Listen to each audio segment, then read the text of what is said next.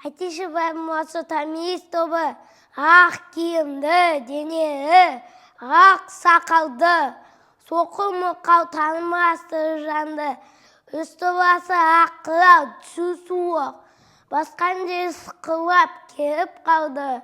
Дем аусы үскіп, аязбен қар, кәрі құдай қыс келіп әлек салды. Бұлтта қашы жауып екі көзі, басы сіркісе қар жауып мазамды алды.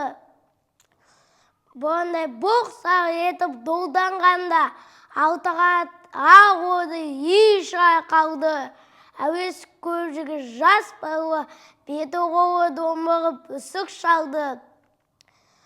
Шидемен тоң қаратта келген малшы, бет қарыға шыдамай теріс айналды.